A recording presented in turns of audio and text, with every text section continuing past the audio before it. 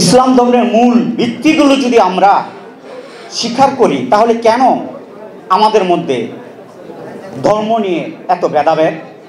এদেশে রাষ্ট্রীয়ভাবে, সামাজিকভাবে, পারিবারিকভাবে, ব্যক্তিগতভাবে ধর্মীয় নীতি নৈতিকতাকে প্রতিষ্ঠিতর মাধ্যমে বাংলাদেশকে মুক্তিযুদ্ধের চেতনা, এই জুলাই গণ অভ্যুত্থানের চেতনা বাস্তবায়ন করতে হবে।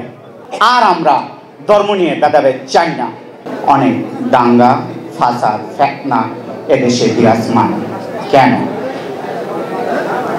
আমরা যারা মুসলিম ধর্মে আছি, আমাদের যে বেসিক যে মূল বিষয়গুলো, এতে তো কারো দ্বিমত নেই। যেমন আল্লাহ পাক সূরা নেসার 60 নম্বর আয়াতে উল্লেখ করেছেন, হে ধর্ম গ্রন্থকারীরা বা যারা এক আল্লাহর বিশ্বাসী, এসো এই কথায় আমরা এক আল্লাহর উপাসনা করি, তার সাথে কাউকে অংশীদার করি না, এবং তিনিই একজন আমাদের প্রতিপালক। এইটি যে মূল বেসিক, এটাকে কেউ অস্বীকার করি না।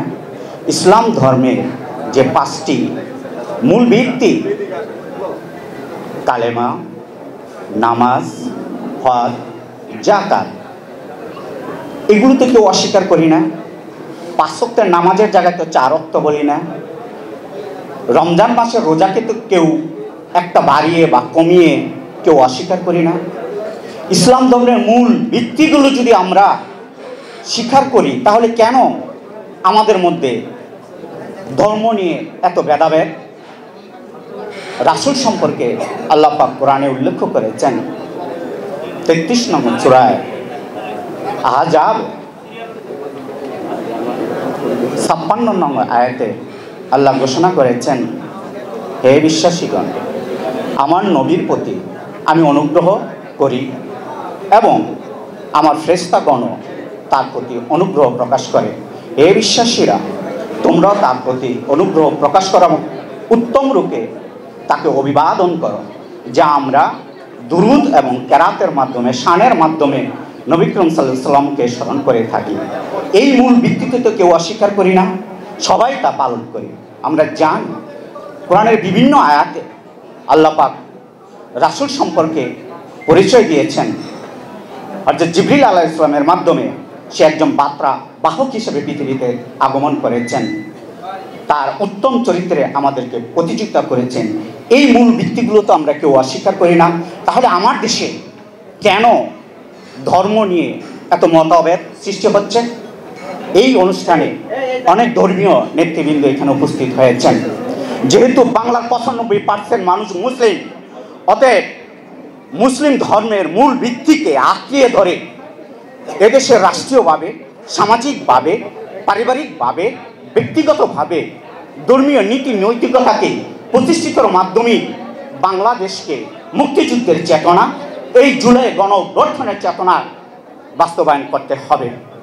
তাই আমি এই গণ অধিকার পরিষদের পক্ষ থেকে বাংলার প্রত্যেকটি মুসলিম জনগোষ্ঠীকে এবং মুসলিম দলনেতাদেরকে আহ্বান করব, ধর্মীয় মূল চেতনাকে আঁকড়ে ধরে এদেশের রাষ্ট্র, সমাজ এবং পরিবারের ব্যক্তি বর্গে আমাদের ধর্মীয় নীতি নৈতিকতাকে প্রতিষ্ঠার মাধ্যমে একটি আদর্শ রাষ্ট্র গঠন করার জন্য। আর আমরা ধর্ম নিয়ে ভেদাভেদ চাই না। কারণ এছাড়াও আমার দেশে যে অন্যান্য ধর্মাবলম্বী লোকগুলো বসবাস করে, তারা কি, তাদের কাছে আমি একটি প্রশ্ন করতে চাই, আপনারা কি কখনো কোরআন দেখেছেন? কোরআনে 114টি আয়াত রয়েছে, 114টি সূরা রয়েছে। সূরাগুলোকে আপনারা বিশ্লেষণ করে দেখেছেন? পারবেন? মহান সৃষ্টিকর্তা চ্যালেঞ্জ করেছে, আমরা মুসলিমরা চ্যালেঞ্জ করি, একটি আয়াতও যদি আপনারা প্রকাশ করে দেখাতে পারেন যা মানব গোষ্ঠীর জন্য, রাষ্ট্রের জন্য কল্যাণকর নয় বা ভুল আছে বা কোনো কিছুতে অসম্পূর্ণ রয়েছে, তাহলে আমরা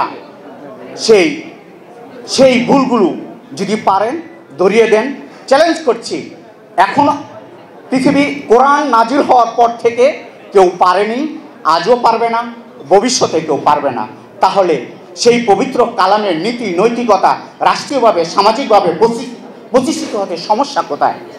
তাই পবিত্র মাহে রমজানকে উদ্দেশ্য করে বাংলার প্রত্যেকটি মানুষ এবং বাংলার প্রত্যেকটি ধর্মীয় দলকে আহ্বান করব যেন তারা কোরআন এবং হাদিসের যে মুসলিম যে মৌলিক বিষয়গুলোকে আঁকড়ে ধরে সামাজিকভাবে রাষ্ট্রীয়ভাবে ধর্মীয় নীতিনীতিকে প্রতিষ্ঠিত করার জন্য আহ্বান করে আমার বক্তব্য শেষ করছি। ধন্যবাদ সবাইকে। আল্লাহ হাফেজ।